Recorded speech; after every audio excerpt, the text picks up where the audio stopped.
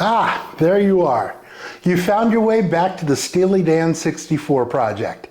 This is where I'm sharing my personal ranking of the 64 songs released by Steely Dan during their classic period from 1972 to 1980. My foundational premise, as always, is this: not one of these 64 songs sucks, but I do enjoy some more than others. In this video, we're going to crack into my top 8, and what an 8 it is. Swan Shadow here. Welcome once again to the nest. If you've been along this ride from the beginning, let me just say how much I appreciate you for sticking around. In this episode, we'll consider the 4 songs that occupy spaces 8 through 5 in my personal ranking of Steely Dan's 64 classic period songs. If you're new here and want to find out what we've covered already, there are links to the previous videos in this series in the description below. As always, here's my usual disclaimer. This ranking is strictly a representation of one person's opinions about these songs, coming from someone who's been an avid Steely Dan fan since the 1970s. Your evaluation of and opinions about these songs can, will, and indeed should be different from mine. During the course of this project, there was a high degree of scrambling and shuffling of my ratings chart. If you're curious, I used an iPad app called CardFlow that enabled me to create individual cards, think index cards or post-it notes, for each of the 64 songs and then move them around the screen at will. Certain songs made dramatic moves up or down in the ratings, sometimes even as I was composing the script that included that particular song. My top 8, however, were pretty solidly set from the very beginning. The only real movement here was internal. The order of these 8 did shuffle around a good deal. 7 of my top 8 songs occupied the number 1 position in at least one iteration of the chart, which tells you just how much all of these songs mean to me, and how small the distinctions are between them. On any given day, I might rethink and resort these into yet another different order. But at one point, I just had to stop myself and say, no more finagling, this is the order I'm going with. At this juncture, though, I don't believe that any of the songs we'll cover from here on would ever fall lower than 8th. So, with that, let's begin the ascent to the summit. Song number 8 is Here at the Western World, a track that was first released as the 10th song on the 1978 Steely Dan Greatest Hits compilation package. Of all of the songs in this list of 64, Here at the Western World is probably the least familiar to the casual Steely Dan listener. It was recorded during the sessions for the group's 1976 album, The Royal Scam. However, Becker and Fagen elected not to use it either on that album or the 1977 follow-up record, Asia. I'm really not sure why that decision was made. Here at the Western World compares favorably with the material on both of those albums. If you've been keeping score, you've already figured out that I've only ranked one track from each of those albums higher than this one. Sonically and tonally, Here at the Western World would have fit more seamlessly with the material on Asia than with that on the Royal Scam. So it could be that Walter and Donald decided to reserve it from the Royal Scam in favor of their next album, then either forgot about it or didn't have room for it when Asia's track list was being compiled. Whatever occurred there, Steely Dan's delay in creating their next studio album after Asia convinced ABC Records, their label at the time, to release a greatest hits set.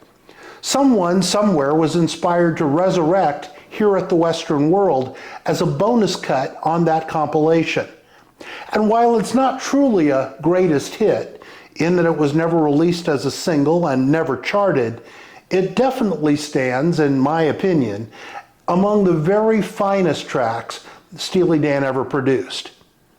As is usually the case with the boys from Bard, it's tough to be 100% certain as to what Here at the Western World is about. It's possible to interpret the titular location as either a bordello or a drug den or possibly both. I favor the first interpretation, but I wouldn't argue with the others. The lyrics here are, even for Steely Dan, particularly twisty and sly. In any case, it's yet another opportunity for Fagen and Becker to explore a side of urban life's seedy underbelly, as they were frequently wont to do. From a musical perspective, it's a beautifully simple song. For a team that excelled in devising spectacularly complex arrangements and tonalities, Becker and Fagen accomplished some of their more memorable work when they stripped everything down to the basics. Here, the entire musical core provides subtle support. Michael Omartian delivers a lovely, lilting piano backdrop, counterpointed against the rock-steady rhythm section of Bernard Pretty Purdy on drums and Chuck Rainey on bass. Similarly, Fagen's vocal is buoyed by an all-female chorus. This time, it's Leslie Miller, Casey Cizik, and Florence Warner. Frequent Steely Dan sideman Dean Parks slips in a tasteful guitar solo just to round things out. If you've never heard Here at the Western World, or even if you have, go give it a listen and immerse yourself in some steely deliciousness. You'll be glad you did. Song number 7 is Dr. Wu, the 5th track on Steely Dan's 1975 album, Katie Lied. Are you with me, Dr. Woods? That's Phil Woods, whose alto sax solo provides the instrumental highlight of Dr. Wu. Becker and Fagen always did a superlative job of roping in top sidemen, once they decided that a set band lineup didn't put enough tools in their toolbox. And Phil Woods was about as top as sidemen got. I mean, Phil Woods was so close to being the next Charlie Bird Parker that he actually married Parker's former common-law wife, Chan. You could say she had a type, and that type was world-class saxophone players. If you were Donald and Walter, who so idolized Parker that they wrote a song about him, Parker's Band, on the album Pretzel Logic, and you can't get Parker to play on one of your records, mostly because he died 17 years before you started making records, the best thing you could do would be get Phil Woods. Billy Joel thought so too. That's Woods playing sax on Joel's mega hit, Just the Way You Are. Now, Dr. Wu would be an excellent song even without Phil Woods' sax solo. Start with one of the catchiest, hookiest, most unavoidably infectious lyrics of any Steely Dan song. I mean, seriously, try listening to this track and not walk away singing, "Are you with me, Dr. Wu? Are you really just a shadow of the man that I once knew?" Then add one of Fagen's warmest, most engaging vocal performances. Sprinkle in a soupçon of drummer Jeff Porcaro's sneaky tight percussion, and you've got a recipe for bliss. As for the titled character himself, I've read numerous articles over the years that purported that there was a real-life Dr. Wu, maybe a psychiatrist, maybe a pharmacist, maybe a plastic surgeon to the stars. Becker and Fagen always maintained that Dr. Wu was fictional and metaphoric, although they didn't always agree on what the metaphor was supposed to be. Becker once claimed that Wu represented a breach of trust between a patient and physician. Fagen said in an interview that Wu was the personification of a drug addiction. You believe what you choose. Just don't ask Katie. She lies. Song number 6 is Any Major Dude Will Tell You, the 3rd track on the 1974 album Pretzel Logic. Have you ever seen a squonk's tears? Well, look at mine. The people on the street have all seen better times.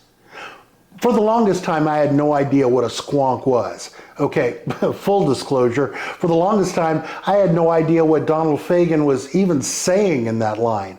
Was it skunk, Spark, Spock. Why would any of those even shed tears? Especially Spock.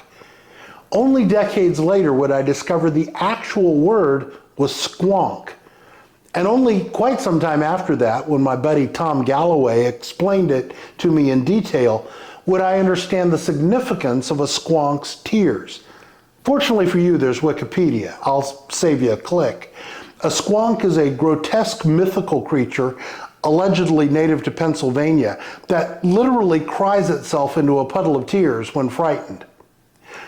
When I say that Steely Dan got me through my college years, Any Major Dude will tell you is one of two songs, the second of which we have yet to cover in this ranking list, that played the largest role.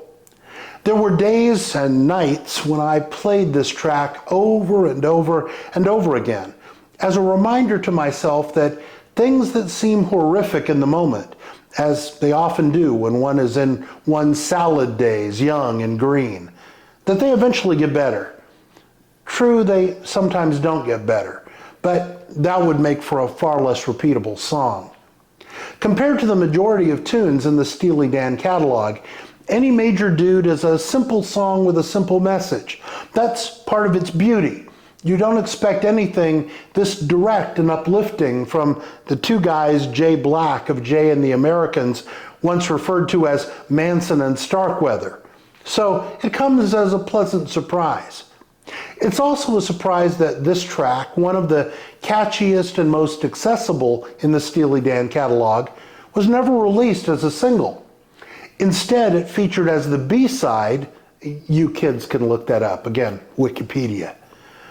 The B-side to Ricky Don't Lose That Number.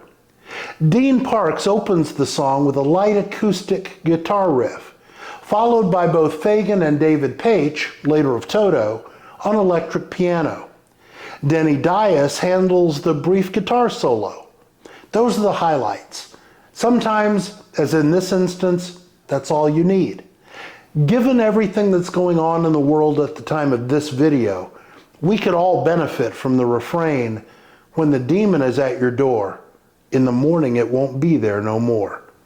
Any Major Dude will tell you. Let's all hope the Major Dudes have this one pegged. Song number 5 is Hey 19, the second track on the final album of Steely Dan's classic period, 1980's Gaucho. Those of you who know me in the real world know that 19 is a special number to me. Both my birthday and that of my late wife fall on the 19th of their respective months. I was 19 when she and I began dating, in a year whose digits added up to 19. We chose as our wedding date the 19th of the month in between our birthdays. Our daughter, whose birthday, for whatever reason, doesn't fall on a 19th, still chose a 19th as a wedding date to honor both her mother and me. It stands to reason then that Hey 19 would be one of my favorite songs by my favorite musical act. And if you think I'm kidding about that, know that I drove around for a lot of years with personalized license plates that read Hey 19. If it were written today, Hey 19 would probably be entitled Okay Boomer and written from the perspective of the young woman. But this is Steely Dan and it was 1980, so instead the lyric follows the mind path of a man approaching middle age who finds himself on a date with a teenager just a year past legal and discovers that the two of them have nothing to say to each other. Becker and Fagen were both in their early 30s when Gaucho was released, but I've always envisioned the protagonist of Hey 19 as somewhat older than that, maybe late 30s or early 40s. Of course, for a lot of men of a certain age, the prospect of hooking up with a girl still young enough to warrant the use of that word would be a fantasy come true. Typical of Steely Dan, however, this song serves as musical reinforcement of the ancient maxim, "Be careful what you wish for, you might get it." Our hapless narrator has to come to grips with the fact that his companion doesn't relate to any of the things that are important to him, including music. She doesn't even know who Aretha Franklin, the Queen of Soul, is. For a contemporary parallel, think of today's pop music phenom Billie Eilish, who in an interview with Jimmy Kimmel didn't know who Van Halen were. Fagen's character pushes past his middle-aged angst with chemical assistance from the Cuervo Gold and the Fine Colombian, and by focusing on the fact that his young companion sure looks good when she dances. But listening along, we know this interaction won't end happily. Miss 19 will move on to more age-appropriate social connections, or perhaps won't. Patterns sometimes become habits. And our narrator will consign himself to loneliness until the next Miss 19 comes along. Because again, patterns sometimes become habits. Hey 19 slides perfectly into the pocket of Gaucho's easy-rolling soul jazz groove. A couple of musical choices catch my attention upon repeated listening. One, while Steely Dan frequently made sterling use of female backup choruses, at least when not exploiting the talents of Michael McDonald, this song employs a pair of male vocalists, Frank Floyd and Zachary Sanders, in much the same way. Contextually, this makes sense. The male voices subtly echo the insecurities spinning in the narrator's head. Second, the rhythm section plays a particularly vital role here. Walter Becker on bass and Rick Marotta on drums lay down a deceptively casual floor for the rest of the instruments to glide over, most memorably Fagen's synthesizer. Peaking at number 10 on the Billboard Hot 100, Hey 19 marked Steely Dan's third and final foray into the top 10, following Do It Again and Ricky Don't Lose That Number. For an act that produced so many enduring radio staples, it's noteworthy that Steely Dan rarely managed a major chart splash. But when they hit, they hit. The final four arrived next, and in all honesty, any of these last four could be my number one, depending upon the day and my mood. This ranking will represent the mood I was in on the day that I pronounced this project completed. When our next episode is posted, you'll find a link in the description below. Now, before you leave, it would really be awesome if you'd please take a moment to tap the thumbs up and like this video. And you might as well subscribe to the channel and punch the notification bell. All of that helps us with the YouTube algorithm, which ultimately makes it easier for other fans of this music to find their way here. So I thank you in advance. So until next time, be well, stay steely, and hey, is there gas in the car? Yes, there's gas in the car.